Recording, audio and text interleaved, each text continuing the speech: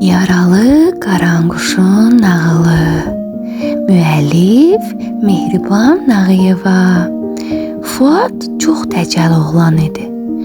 Bağdakı kəpənəkləri, böcəkləri incidirdi həmişə. Yazıq quşlara da göz verib işıq vermirdi. Daş atıb onların rahatlığını pozurdu. Dəfələrlə ata-anası ona nəsihət versə də dəcəlliyindən qalmırdı ki, qalmırdı. Bir gün o yuxudan oyanıb ətrafa boylandı. Evdə nənə babasından başqa heç kim yox idi. Bacısı Lalə məktəbə, ana atası isə işə getmişdi. Eyvanda dayanıb o tərəf bu tərəfə baxdı. Birdən qulağına səs gəldi. Bir qaranquş eyvanda özünə yuva qurmuşdu. Yuvanın içində ətcə balalar civildəyirdi. Tez nərdivanı gətirdi. Əlinə taxta parçası alıb yuxarı dırmaşdı. Yuvanın içinə baxmaq istəyirdi.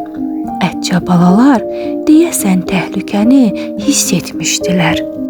Onlar ucadan cikkildəməyə başladı. Qəfildən Fuad taxta parçası ilə yuvaya vurmağa başladı. Bu zaman hardansa bir qaranquş uçub gəldi.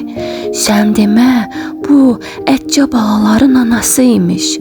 Ana qaranquş fəryad edərək qanadlarını açıb balalarını altına yığdı. Fuad taxta parçası ilə yuvaya vurmağa davam edirdi.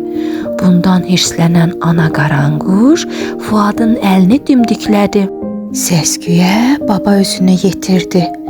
Heç utanırsan, sənə deməmişəm quşları incitmə.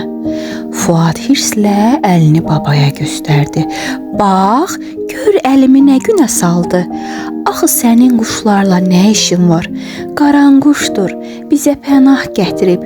Eyvanımızda gör necə yuva qurub gözəl. Hələ onun balaları da var. Bari onlara yazığın gəlsin. Heç bilirsən, qaranquş necə faydalı quşdur? Yazdan xəbər gətirir, zərər verici cücüləri məhv edir.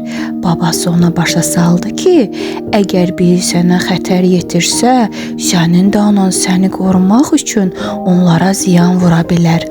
Həm də heyvanlar da, quşlar da bizim kimi yaşamaq, yemək istəyir. Çalışmalıyıq ki, onları incitməyək. Əksinə, əlimizdən gələni əsirgəməyək. Fuad bu hərəkətinə görə çox peşman oldu. Odur ki, dedi, baba, mənə kömək et, onlara daha gözəl ev düzəldim. Söz verirəm, daha quşları incitməyəcəm.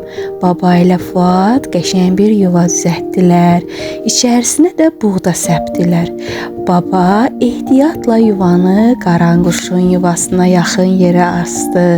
Ertəsi gün bütün ailəni heyrət bürüdü.